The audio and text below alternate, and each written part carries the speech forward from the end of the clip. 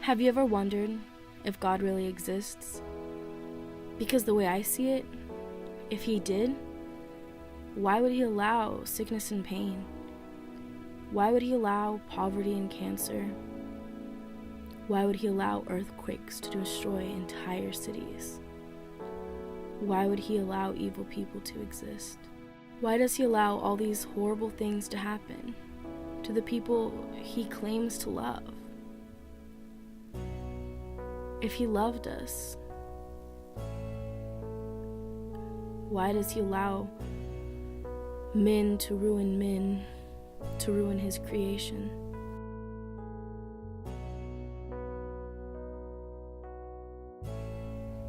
Why does he allow darkness? As of now, I do not believe he exists. I was raised believing God was always there, watching over me.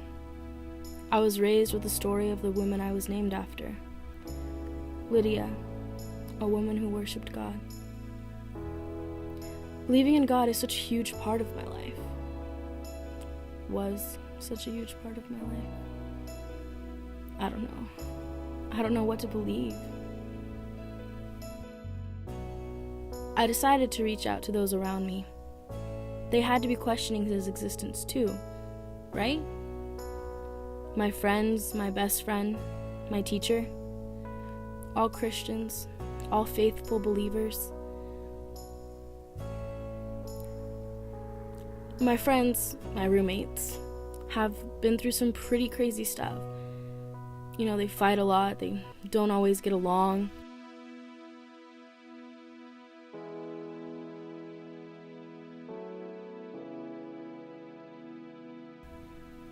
Yet, they still hold true. They still believe. My best friend tells me we all go through times where we question the existence of God. She said she's questioned the existence of God. She tells me that the Bible tells us to question, to look, to find answers. And I guess that's what I'm doing. My teacher told me that we all have a choice between the light and the dark of this world. And unfortunately, most people choose the dark.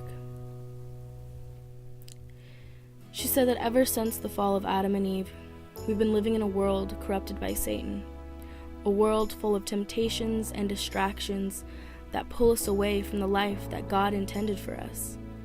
She reminds me of how we were given the most beautiful place to call home, Eden, and how Satan tempted Eve to do the one thing God told us not to do, and how that led to the fall of humanity. She reminded me of God's grace, a gift from God that allows us to enter the gates of heaven. She reminded me of how this gift was sent to us through the brutal death of Jesus Christ, who was fully man and fully God, the light of the world. She reminded me that God has sent his Son for us, so that as long as we believe in him, we get to enter those gates. John 8:12 says, "Then Jesus spoke to them, saying, I am the light of the world. He who follows me will not walk in the darkness, but will have the light of life." She reminded me that we are all called to spread his light and love. She reminded me of what John 16:33 says. "In this world you will have trouble, but take heart. I have overcome the world." And of course there are things that I can't explain, but even though there is darkness,